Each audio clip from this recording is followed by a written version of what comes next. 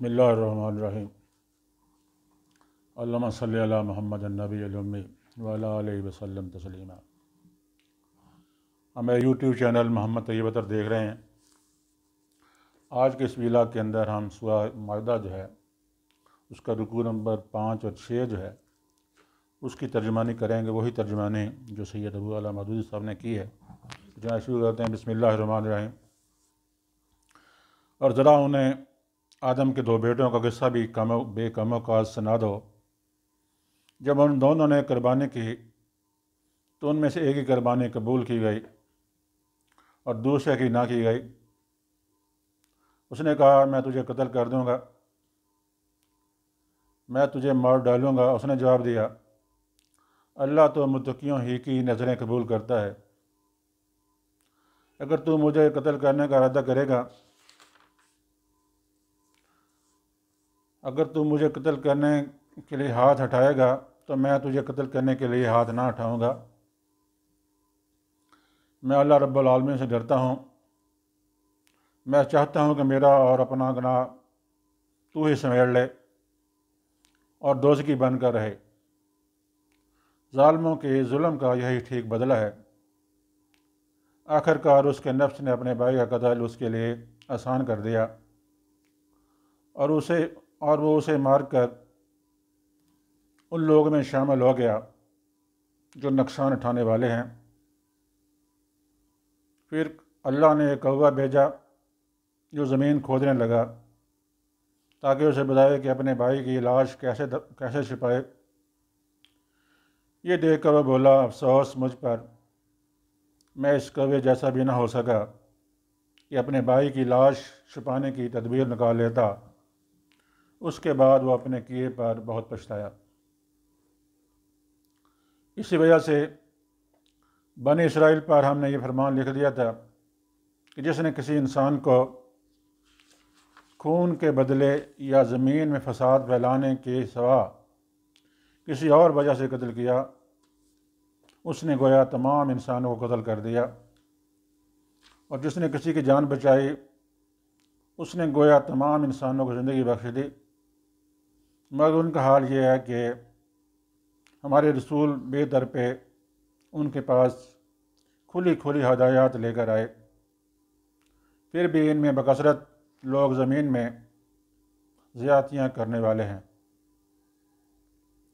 जो लोग अल्लाह और उसके रसूल से डरते हैं और ज़मीन में इसलिए तगोदो करते हैं कि फसाद बर्पा करें, उनकी सज़ा ये है कि कत्ल किए जाएं या सूली पर चढ़ाए जाएं या उनके हाथ और पाँव मुखालफ सिमतों में काट दिए जाएं या वो जलावतन कर दिए जाएं। ज़िल्लत और रसवाई तो उनके लिए दुनिया में है और आखिरत में उनके लिए इससे बड़ी सज़ा है। मगर जो लोग तौबा कर लें कबल इसके कि तुम उन पर काबू पाओ।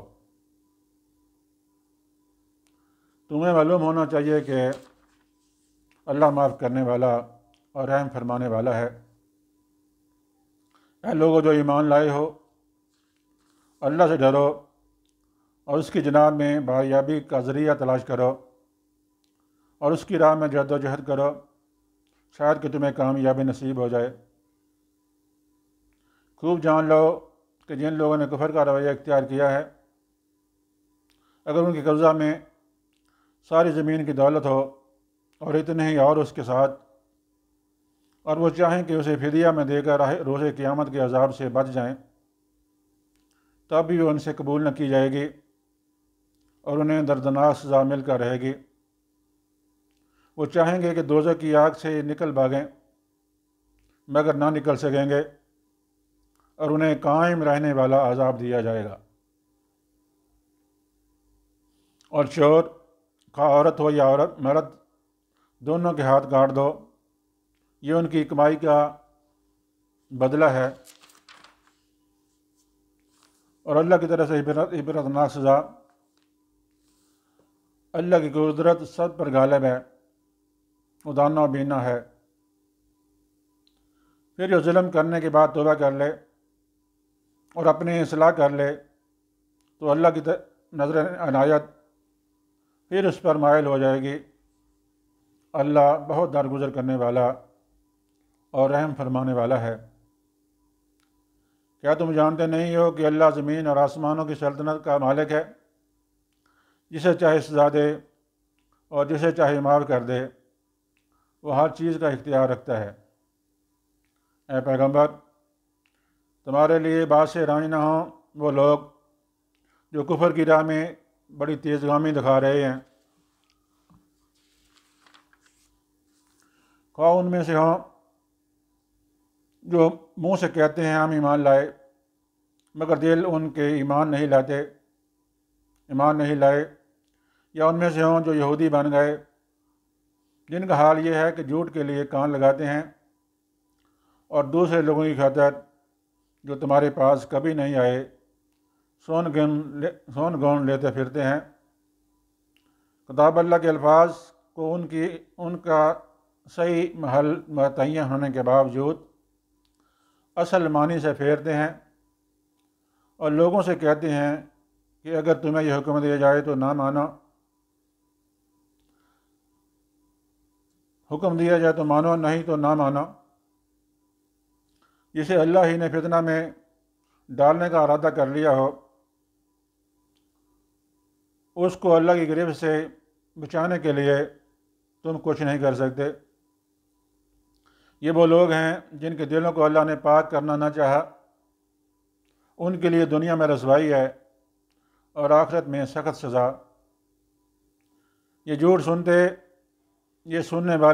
سننے والے اور حرام کے مال کھانے والے ہیں، لہٰذا اگر یہ تمہارے پاس اپنے مقدمات لے کر آئیں تو تمہیں اختیار دیا جاتا ہے کہ چاہو ان کا فیصلہ کرو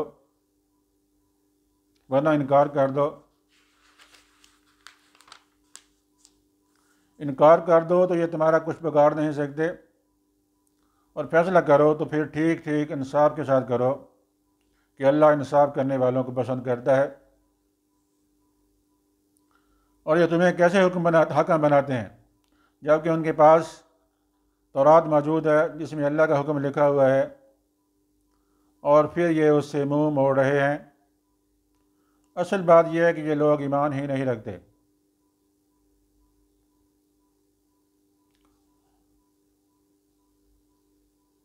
ہم نے تورات نازل کی جس میں ہدایت اور روشنی تھی۔ سارے نبی جو مسلم تھے اسی کے مطابق ان یہودی بن جانے والوں کے معاملات کا فیصلہ کرتے تھے، اور اسی طرح ربانی اور احبار بھی اسی پر فیصلہ کا مدار رکھتے تھے، کیونکہ انہیں کتاب اللہ کی حفاظت کا ذمہ دار بنایا گیا تھا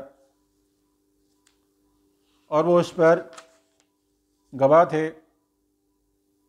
پس اے گروہ یہود، تم لوگوں سے نہ ڈرو بلکہ مجھ سے ڈرو، اور میری آیات کو ذرا سے معاوضے لے کر بیچنا چھوڑ دو۔ جو لوگ اللہ کے نازل کردہ قانون کے مطابق فیصلہ نہ کریں وہی کافر ہیں۔ تورات میں ہم نے یہودیوں پر یہ حکم لکھ دیا تھا کہ جان کے بدلے جان، آنکھ کے بدلے آنکھ، ناک کے بدلے ناک، کان کے بدلے کان، دانت کے بدلے دانت، اور تمام زخموں کے لیے برابر کا بدلہ۔ پھر جو قصاص کا صدقہ کر دے تو وہ اس کے لیے کفارہ ہے، اور جو لوگ اللہ کے نازل کردہ قانون کے مطابق فیصلہ نہ کریں وہی ظالم ہیں۔ پھر ہم نے ان پیغمبروں کے بعد مریم کے بیٹے عیسیٰ کو بھیجا۔ تورات میں سے جو کچھ اس کے سامنے موجود تھا وہ اس کی تصدیق کرنے والا تھا، اور ہم نے اس کو انجیل عطا کی جس میں رہنمائی اور روشنی تھی، اور وہ بھی تورات میں سے جو کچھ اس وقت موجود تھا اس کی تصدیق کرنے والی تھی، اور خدا تعالی لوگوں کے لیے سراسر ہدایت اور نصیحت تھی۔ ہمارا حکم تھا کہ اہل انجیل اس قانون کے مطابق فیصلہ کریں جو اللہ نے اس میں نازل کیا ہے، اور جو لوگ اللہ کے نازل کردہ قانون کے مطابق فیصلہ نہ کریں وہی فاسق ہیں۔ پھر اے محمد صلی اللہ علیہ وسلم، ہم نے تمہاری طرف یہ کتاب بھیجی جو حق لے کر آئی ہے، اور الکتاب میں سے جو کچھ اس کے آگے موجود ہے اس کی تصدیق کرنے والی اور اس کی محافظ و نگہبان ہے۔ لہٰذا تم خدا کے نازل کردہ قانون کے مطابق لوگوں کے معاملات کا فیصلہ کرو، اور جو حق تمہارے پاس آیا ہے اس سے منہ موڑ کر ان کی خواہشات کی پیروی نہ کرو۔ ہم نے تم میں سے ہر ایک کے لیے ایک شریعت اور ایک راہ عمل مقرر کی۔ اگرچہ تمہارا خدا چاہتا تو تم سب کو ایک امت بھی بنا سکتا تھا، لیکن اس نے یہ اس لیے کیا کہ جو کچھ اس نے تم لوگوں کو دیا ہے اس میں تمہاری آزمائش کرے۔ لہٰذا بلائیوں میں ایک دوسرے سے سبقت لے جانے کی کوشش کرو۔ آخر کار تم سب کو خدا کی طرف پلٹ کر جانا ہے۔